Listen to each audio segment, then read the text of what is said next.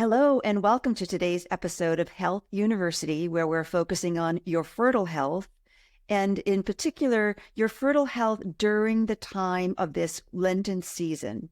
I have with me as a guest today Dr. Mandy Patterson. She's a naturopathic physician, and she also works with women who are struggling with the journey of fertility. And we were just chatting about how this season is so particularly poignant for those who are traveling this road.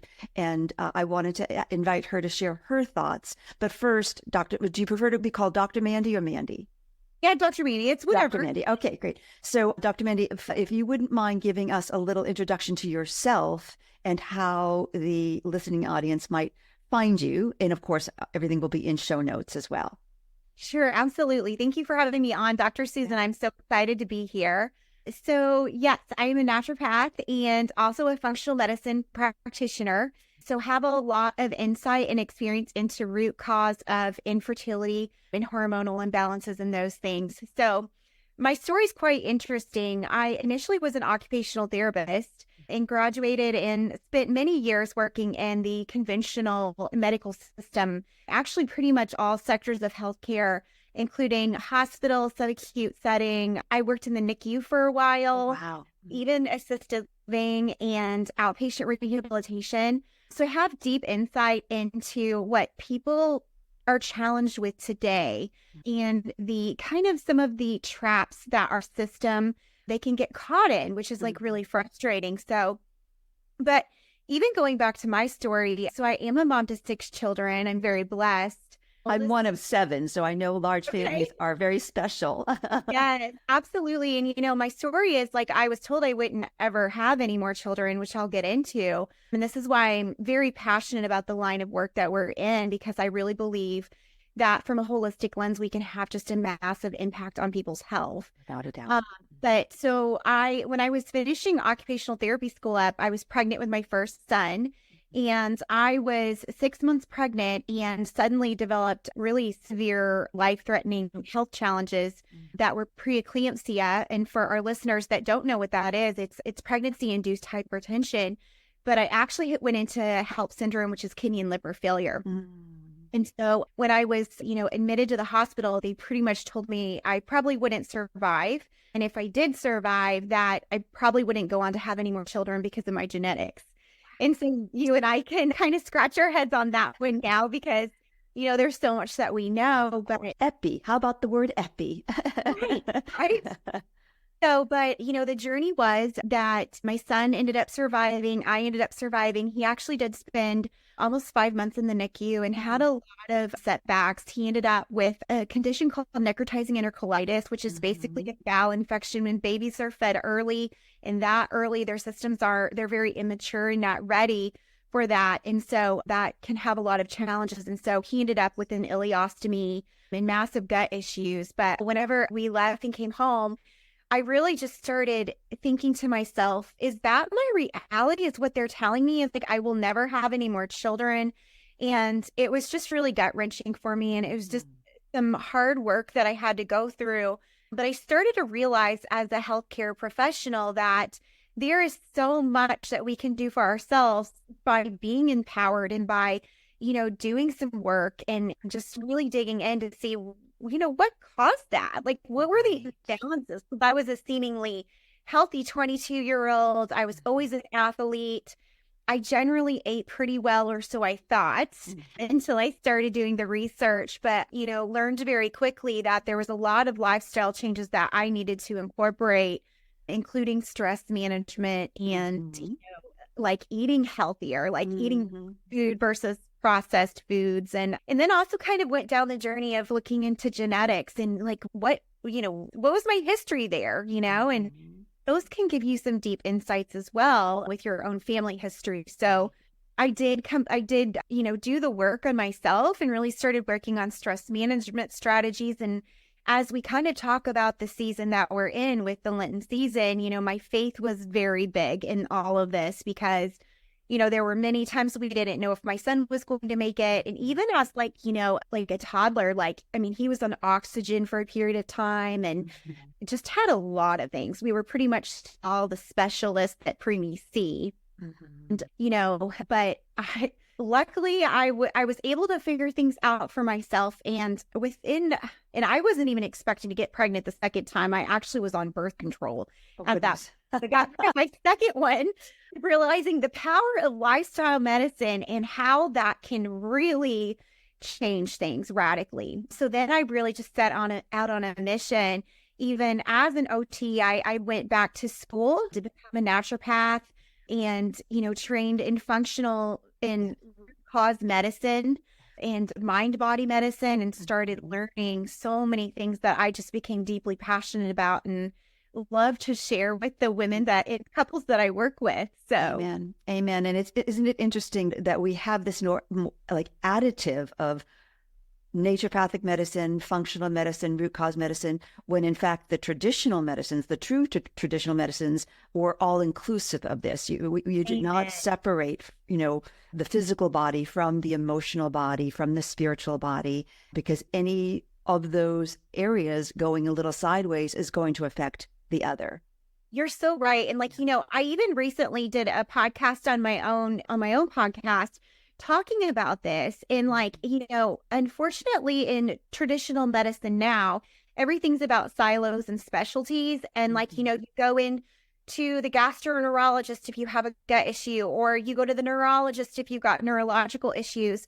And unfortunately, we're just missing so much there when we do that, because they're only looking at systems of the body in one, light. It's not looking at the multifaceted aspects of organ systems. And like you said, as human beings, we're whole bodies, right? And that's how we need to look at health. I will give a plug for the reproductive endocrinology community, of which I'm a member, because my focus, as I shared, is more in the IVF and egg freezing field.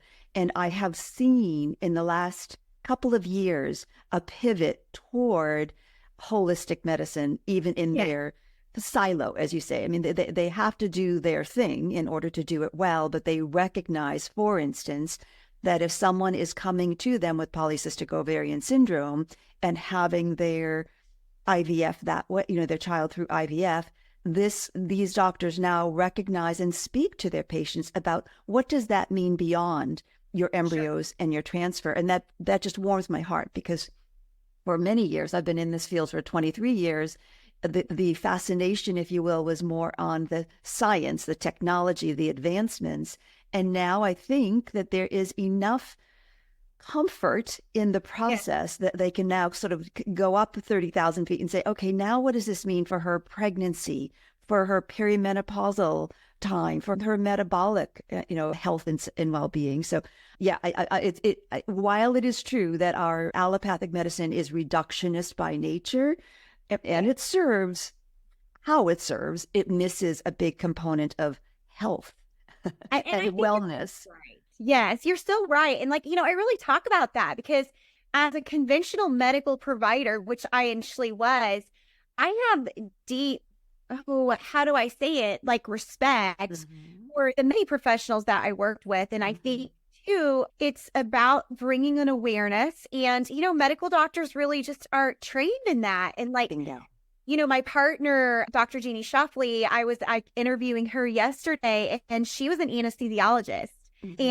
But she, because of her own health crises and that of her mom's, it opened her eyes to things that were being missed. Yeah. And that's how she kind of got into the field of functional medicine and infertility through that. And so I think, like you said, if we can somehow bridge the gap, it's about, for those physicians that maybe aren't as apprised of situations, like you said, metabolic health and food sensitivities and stress in people's lives, and that autoimmune. Yes, amen. Autoimmune's another big one that I see. So yeah, I love that. Well, then, so hooray for us, because this is where we come in and can be, working in tandem with and being supportive of the patient, right? The person, not even to the patient. I don't even like that word. The person for whom we're working. I often say, we work for you. Can I remind you, you're the boss of us. We just have, we have, specialties and tools and techniques that we can offer, but it is in a big way about empowering the person so that I'll just use the term she can, realize her dream of family. But I realize I've taken us a little off topic, and I just think this topic is so timely, literally timely, since we just began our Lenten season. And Lent, of course, as we know, is the name that we give to the sort of the Christian community for atonement, for release, for recognizing that there are things that are beyond our control, and we're not trained to that in our own educational system. We think if we do this, we get that. Yes. But this is a season where we have the opportunity to surrender. So please share with me, if you will, what is your interpretation, and how do you speak with your clients and patients about the act of surrender? Amen. Yeah. So I think it's so beautifully referenced how you talk about that. And, I really do find that my patients and clients that do have a faith tend to do better because, we have that like innate wisdom that, there's something much larger than ourselves here. And especially for couples that are on that journey to bring a baby into the world, that recognition. And so I have a unique perspective in that, from the time I was, say, fourth grade, I feel like I've been a Christian in that, like, I was baptized, and initially I started out in the Catholic faith as where my parents' foundations and roots were. And then we kind of, laterally moved to evangelical Christianity.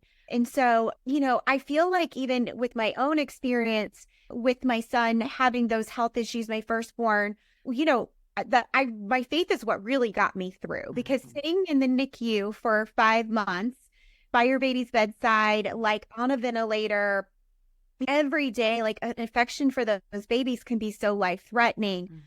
It is what got me through in the community. And I think that moving into that piece is with our faith, having a community that can support us, that can lift us up, that can be praying for us, or like, whatever that looks like for people of different faiths, right? And really just focusing on that, because I think when we can like pivot and make it be a journey and make it more positive, then we're going to have better outcomes overall, So with our relationships with our partners, which I find, and I'm sure you find this as well, with couples struggling with infertility, the sheer emotion and the energy that goes into that is just so draining when they're not getting answers, and how hard that is.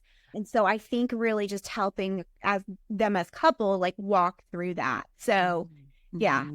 Yeah. And you mentioned, I think wisely, that, faith is not unique to a religion. Faith is something we all carry. We might have a different languaging for it. For instance, and similarly, I was born and raised in the Catholic faith, but I've dabbled in many.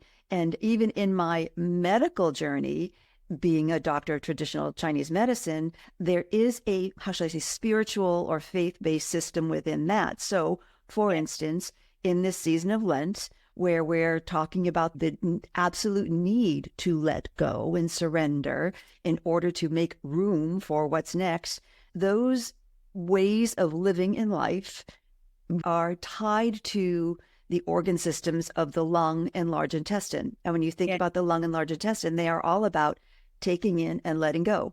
You can't get another breath if you don't let go of the one that that you just consumed, and you can't take in more nourishment if you don't let go of the waste. So it literally lives in our nature, no matter what kind of language, because we're languaging beings, we put to it. So I just really want to invite anyone who's listening to this conversation who might think, well, I don't practice in the Lenten, in Christianity or the Lenten season. I just want to give you a little nudge to think about, well, how do you practice the act of taking in, engaging 100% with life, and then surrendering 100%, because this is a time in life, fertility, baby making, life and death for that matter, where it's beyond our control. We have to engage with it in order to have it happen, but it is not because we're doing one thing or another, including IVF. Absolutely. And I think, just talking through like having that community, that support. I know Dr. Vivek McMurthy came out with, I think this was like right before COVID, and was just talking about how loneliness is comparable to like smoking. I think it's like 10 packs of cigarettes a day. And so, and I've even seen that in my own kids' lives, having many teenagers in our house is, the ones that like are out with their friends and that are engaging and like, a part of something bigger than themselves generally tend to fare better. Yeah. And so, by nature, we're social beings. Right.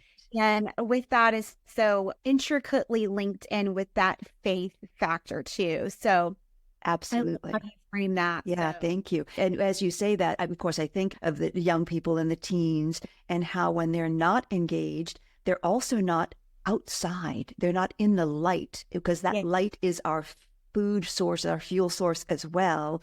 And if we are just in front of a screen, as we are right now, but I can see the light from here, it will literally dim and diminish our chi is the term we use, our ability to Yes. to move and act through life and to metabolize, shall we say, all of our experiences, whether they be physiological or emotional. Yes. Amen. Yeah. Yeah. And it's good because I've had Eastern training as well. So like, I feel like everything you're saying is just in line with even how I coached, my own clients as well. And so like you said, going back to those foundations, then like we've discussed, like having that supportive community or friend base, and then also like our faith and like bringing in those other foundational elements, be it sunlight and good, clean food and fresh air and movement for our bodies. They're all those foundational pieces that are just so important that a lot of people don't really quite understand the power of. Right. And I think that is a consequence, an unfortunate consequence of this reductionist way of looking, at life. If I want that baby, then I do this, and that there's an equal sign between the two, when that is exactly not what is so. There's not an equal sign. There is a correlation. There's a drift, if you will, toward the thing itself. I have a question for you because I think that this could be something very useful for the listening audience. Yeah. If someone's listening right now and says, well, I don't have a faith-based practice and I'm struggling with fertility, what tips might you give this person to say, here's an idea as to how to get started?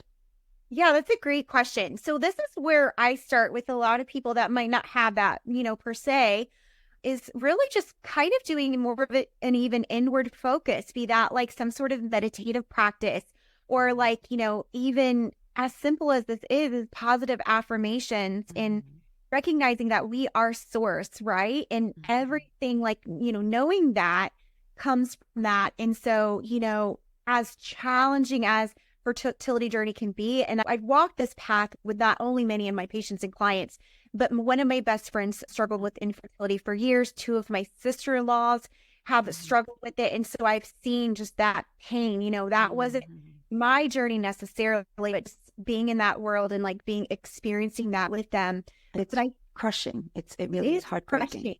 It is. And that's where I think, just starting to just take a step back. And I think just slowing down to be more checked into the body. And, like you said, even like outside, like just getting outside and doing some grounding practices with nature, because we are nature, and so when we see it from that lens, then it can kind of start to like open things up. And so, and just being like, picking up some resources that might be helpful. And like, I kind of have a list of resources that I walk some of my people through, and maybe it's not even Christianity for them or Catholicism or whatever, but just giving them some tools to kind of open their minds to be more open to letting more come in. That's beautiful. Thank you. I have a couple of things that are my sort of go-tos as well. I will invite a person to begin a simple gratitude practice because I don't want to add more to the to-do list. But there is usually something that we can find ourselves grateful for each day, even if it is, I got to wake up today. And it's, it's either a sunny day or a rainy day, but there's something to be grateful for no matter what it looks like. So just finding that, because I think mining that thread creates this discipline that then just becomes its own thing. It's like that snowball that just keeps getting bigger, and all of a sudden we're more enthused and grateful for so much more, and therefore we're having a physical and physiological improvement of lowering cortisol and improving hormonal relationship and all of that. And then there are some for whom I'll say, what did you love to do when you were 11? Because we kind of forget that, right? We get so enamored with our frontal cortex and, what we've learned and what we know and what titles we have and how much money we have in the bank and so on and so forth, that we forget fundamentally who we are. And I can almost feel a little verklempt at saying that, because oftentimes when I say, what did you love to do when you're 11? You can just see the light in someone's eyes when they remember. Sometimes they can't remember right off the bat because it is that far behind. So I'll just say, well, then make it up. You don't have, it doesn't have to really have existed, make it up. What might you have loved to do when you're 11? Was it a dance party in your living room? Was it, calling a girlfriend? Was it taking a hike? Was it, so many things, because it doesn't literally have to be in your history. I think it does help if it's in your history because you pull it forward instantly, but it can also be something you create now that you wish you would have done. I'll give my own example. I wish I had learned to play the piano. I didn't play the piano. I can behave today as though I played the piano because it would have been something I would have loved to do. So I share that with the listening audience in the hopes that this will spark something within you about how you can begin to pivot or widen your Lenten practice of letting go in realizing it brings something new in. It brings in a remembrance of who you are. Yes, I love that. And, even so, my master's degree was in neuroscience. And when you talk about what we fill our minds with, and we know that from a neuronal standpoint, that when we do positive things, we are creating new pathways in the brain that we are just more in tune and checked into that. And when we do those practices, it's going to create positive changes from a biochemistry side of things. And so I love when you brought in the cortisol piece, because you're exactly right. When we're in fight or flight all the time, we're not going to be in baby making mode. And that's where we'll have to really frame it for my people, is that, stress, like the human body doesn't really discriminate stress. So we might be running from a Bengal tiger, or, it might just be the stress, the insurmountable stress from an infertility experience. It could be like a really negative job situation. It could be a family member that's going through like a significant health journey as well. And so that's where we have to become more in tune with our bodies and really changing that. And we can do that. That's the thing that I love about it. Yeah. We can take action and make a change. And it, like you said, doesn't have to be complicated. It could simply be writing down 5 things you're grateful for every morning before you get out of bed, And I think because human beings, we have, like, all of us can benefit from that. It's not just if you're on an infertility journey, that in its, life is like the ebbs and flows all the time. And so we've got to do the work, be active participants in our health and wellness to like stay on track. Absolutely. Absolutely. As I say, we can have our technicians, but we are the boss of our own life journey. And so I really am delighted when people reclaim that for themselves and say, oh, right, I'm not just at the whim of or the effect of, whatever procedure might be in front of me or difficulty might be in front of me. We're more than that. Right. Exactly. I love that. That's I love beautiful. how you. I'll sometimes invite people to use the image of, 2 people on a roller coaster. Their facial expression might look the same, and one is so excited and one is so terrified. And so it's really how we tell ourselves our story about how are we doing, then we will believe it. I mean, obviously we need to tell ourselves the truth because our minds are smarter than believing a bunch of BS just for the sake of, kind of saying an affirmation that we don't believe. But there's usually a pearl, a thread, a prism that we do believe. So otherwise you and I wouldn't be having this conversation. There wouldn't be women and people trying to, conceive because they wouldn't believe they could, because they'd say, well, if 1 in 6 or so, I would say just, put your flag in the ground around, no, I can believe in myself. Yeah, absolutely. And it is a journey, right? I think just simple changes over time. I feel like you said, like, this crazy life that we're in, and especially in the United States. And I had insight into this because I lived in Australia with my family and saw how different cultures live. We are a very fast-paced society, really focused on productivity and making money and material things. And we forget, gosh, life is actually simpler than this. Like it Right. doesn't have to be so hard. And it is those simple mindset shifts over time. And, you know, like we have the power, like you said, like we are the source. And, we just have to start saying no to certain things. And I think that's okay. Like, it might simply be turning off the news and not paying attention to that. Instead, doing your gratitude practice in the morning, right? I don't know about you, Susan, but I don't really pay attention to what's going on in the world. Mhm. Like I'm kind of oblivious Yeah. sometimes.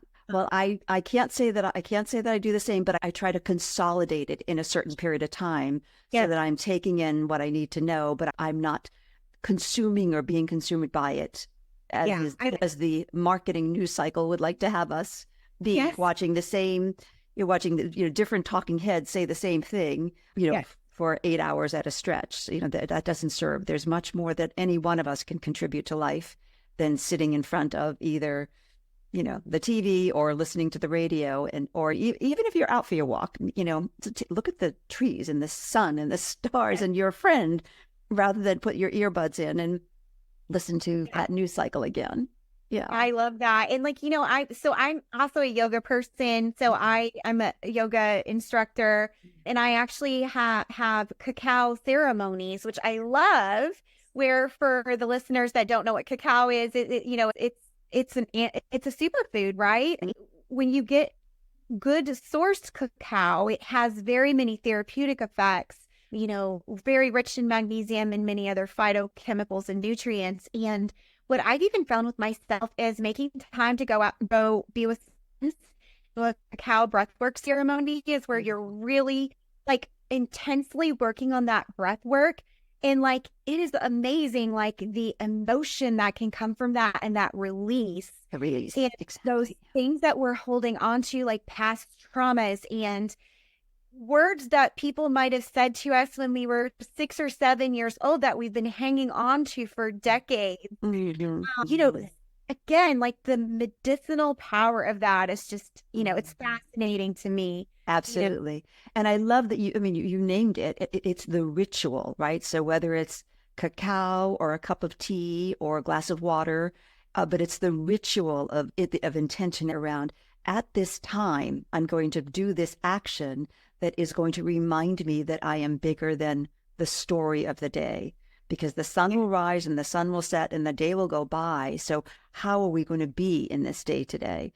And we're it's not all unicorn and daisies. We know that, and we're not all sitting on a mountainside in lotus position meditating, but we can reclaim a thread of that for ourselves, and it is our inalienable right as living creatures. The very fact that we're alive is proof positive that we have the right to have a good day or a good moment in the day.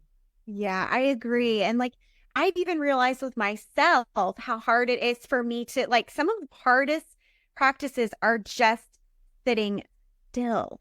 Like, it fascinates me even with myself how my mind will start wandering and it will be going in all of these different directions. It's like a recorder, you're just not turning off unless you're intentional about it and say, I'm going to just be right now. Right. You know? And I think this is the yogic practice. I think you'll agree, because the mind has been trained to go off and monkey mind its way into the next question or problem, have compassion around when that happens. Like, oh, there I go again. Isn't that funny? But some of the best sages and of our time and of all time will just laugh at the human condition, how the mind wants to find something to worry about and fret about and think about and go into the future or go back in the past and kind of forget to take today's breath, this breath. So yeah. Yes, Yeah. I so agree. And as you were saying that, as my head was getting ahead of me, I was thinking monkey mind. So as you said that, so That's funny. That's funny. So great monkey minds think alike.